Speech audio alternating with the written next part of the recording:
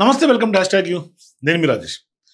సాధారణంగా జరుగుతున్నటువంటి రాజకీయాలు దేశంలో చూస్తూ ఉంటే స్పష్టంగా ప్రజల్లో ఒక కన్ఫ్యూజన్ వాతావరణం ఖచ్చితంగా క్రియేట్ అవుతుంది. అంటే ఇప్పుడున్నటువంటి రాజకీయ నేతలు కూడా కొంత ప్రజల్ని కన్ఫ్యూజ్ చేసే దిశగానే కొంత రాజకీయాలు కొంత చేస్తున్నారని స్పష్టంగా చెప్పొచ్చు. అంటే తాజాగా ఎన్నికలు తెలంగాణలో ఎప్పుడైతే అసెంబ్లీ ఎన్నికల ముందు కాంగ్రెస్ పార్టీ పదే పదే ఆరోపించినటువంటి విధానం బీఆర్ఎస్ బీజేపీ రెండు ఒకటే చీకటి ఒప్పందాలు ఉన్నాయి అని.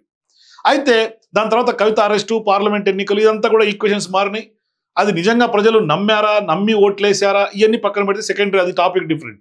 కానీ ఇప్పుడు ఎన్నికల తర్వాత కేటీఆర్ పదే పదే వర్కింగ్ ప్రెసిడెంట్గా బీఆర్ఎస్ పార్టీ నాయకులుగా ఆయన ఏం విమర్శిస్తున్నాడు?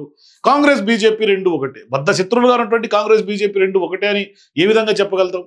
ప్రజలు ఏ విధంగా నమ్ముతారు అని కూడా చూసుకోకుండా కొన్ని ఎగ్జాంపుల్స్ కూడా కొన్ని కోట్ చేస్తూ వాళ్ళిద్దరూ రెండు ఒకటే అని చెప్తున్నారు. ఇప్పుడు రాహుల్ గాంధీ తాజాగా గుజరాత్లో చేసినటువంటి వ్యాఖ్య ఏంటి? బీజేపీకి సంబంధించినటువంటి ఇన్ఫార్మర్లు కాంగ్రెస్లో ఉన్నారు, వాళ్ళని వేరి పారేస్తాం, ఎంతటి వారిని వదిలిపెట్టమని ఆయన చేసినటువంటి వ్యాఖ్య. అంటే ఇప్పుడు బీజేపీ నాయకులు కూడా కొంతమంది లోపాయకారి ఒప్పందాలు చేసుకొని కాంగ్రెస్లో కలిసిపోయారు, లేదంటే కాంగ్రెస్ నాయకులైనా బీజేపీతో ఒప్పందాలు చేసుకొని ఇక్కడ ఉన్నటువంటి లొసుగులన్నీ వాళ్ళకి వేగుల రూపంలో చేరువేస్తున్నారు అనేది ఆయన చేసినటువంటి వ్యాఖ్య. ఇప్పుడు తాజాగా యోగి ఆదిత్యనాథ్ యూపీ సీఎంగా బీజేపీ సీనియర్ నాయకులు ఉన్నటువంటి ఆయన ఏమంటారు? కాంగ్రెస్ పార్టీ నాయకుడు ఉన్నటువంటి రాహుల్ గాంధీని ఉద్దేశించి సీఎం ఆదిత్య యోగి చేసినటువంటి వ్యాఖ్యలు ప్రస్తుతం దేశవ్యాప్తంగా చర్చ జరుగుతోంది. ఆయన తాజాగా జాతీయ మీడియాలో ఇచ్చినటువంటి సంస్థ ఏదైతే ఏఎన్ఐ ఉందో దానికి ఇచ్చినటువంటి ఒక చిన్న ఇంటర్వ్యూలో ఆయన ఈ వ్యవహారం మీద కామెంట్స్ చేశారు.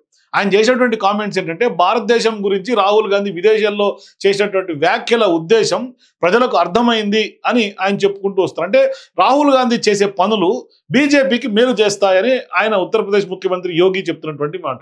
అంటే బీజేపీకి రాహుల్ గాంధీ మద్దతు ఇస్తున్నారు అని ప్రచారం పెద్ద ఎత్తున దేశవ్యాప్తంగా కనిపిస్తుంది. అంటే భారత్ వెలుపల రాహుల్ గాంధీ మన దేశం గురించి చేసే వ్యాఖ్యల వెనుక ఉన్నటువంటి అసలు ఉద్దేశం ప్రజలకు అర్థమైపోయింది అనేది ఇప్పుడు యోగి యొక్క వ్యాఖ్య. అంటే రాహుల్ భారత్ జోడో యాత్ర చేసింది విభజన రాజకీయాలను భాగంగానే అని యోగి ఆరోపణలు చేస్తారు. అసలు భారత్ జోడో ఉద్దేశమే అందరినీ ఒక తాటిపైకి తీసుకొచ్చే ఉద్దేశం. దాన్ని వీళ్ళు వక్రీకరించి విభజన రాజకీయం అంటున్నారు. అసలు ఉద్దేశాన్ని దేశ ప్రజలకి ఇప్పటికే అర్థమైపోయింది రాహుల్ గాంధీ రాజకీయం అంటూ కూడా యోగి చెప్తున్నారు.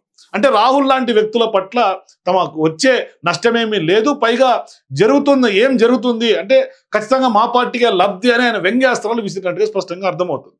అంటే రాజకీయ ప్రయోజనాల కోసం సున్నితమైనటువంటి అంశాలని కాంగ్రెస్ పొడిగిస్తోంది, కావాలనే కొంత విమర్శలు చేస్తోంది బీజేపీని టార్గెట్ చేసుకుని. కాంగ్రెస్ పార్టీని ఉద్దేశిస్తూ కూడా పలు కీలక ప్రశ్నలు యోగి సంధిస్తున్నారు. ట్రిపుల్ తలాక్ను కాంగ్రెస్ ఎందుకు రద్దు చేయలేదని, కుంభమేళను ఎందుకు ప్రచారం చేయలేదని, దేశానికి ఉన్నత స్థాయి మౌలిక సదుపాయాలను ఎందుకు కల్పించలేకపోయిందని యోగి ప్రశ్నిస్తారు. సో ఇప్పుడు కొన్ని అంశాల్లో కాంగ్రెస్ పార్టీ సైలెంట్గా ఉంటాం, రాహుల్ గాంధీ సైలెంట్గా ఉంటాం, అవి ఖచ్చితంగా మాకు లబ్ధి జరుగుతాయి అంటే ఖచ్చితంగా బీజేపీకి ఇండైరెక్ట్గానే రాహుల్ గాంధీ సపోర్ట్ చేస్తున్నాడు అని చేసినటువంటి వ్యాఖ్య. సో అసలు నిజంగానే ఈయన మాట్లాడినటువంటి వ్యాఖ్యకి అక్కడ జరుగుతున్నటువంటి రియాలిటీకి చాలా భిన్నత్వం కనిపిస్తుంది.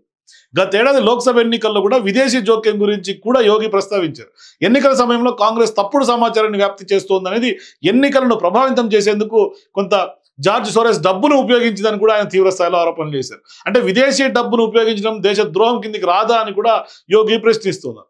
అంటే ఖచ్చితంగా ఇప్పుడు ఇంటర్వ్యూ చేసిన తర్వాత యోగి మాట్లాడినటువంటి వ్యాఖ్యలు దేశవ్యాప్తంగా చర్చకు దారితీస్తూనే ఇప్పుడు కాంగ్రెస్ పార్టీ రాహుల్ గాంధీ యొక్క ఒక క్యాలిబర్ని క్వశ్చన్ చేసినట్టుగా ఇప్పుడు ఆయన ఏది చేసినా అది మాకే లబ్ధి, మాకు మద్దతు ఆయన ఉంది అని చేసినటువంటి వ్యాఖ్య కొంత చాలా ఒక రకమైనటువంటి చర్చ అయితే దారితీస్తోంది దేశ రాజకీయాల్లో. మొత్తం మీద ఎవరు కుమ్మక్కారు, ఎవరితో ఉన్నారు, ఎవరికి ఓట్లు వేయిస్తారు, ఇప్పుడు ప్రజల్ని కన్ఫ్యూజ్ చేయడమే రాజకీయ నాయకులకు ఒక కొత్త రాజకీయంగా కనిపిస్తుంది. For more videos please watch #.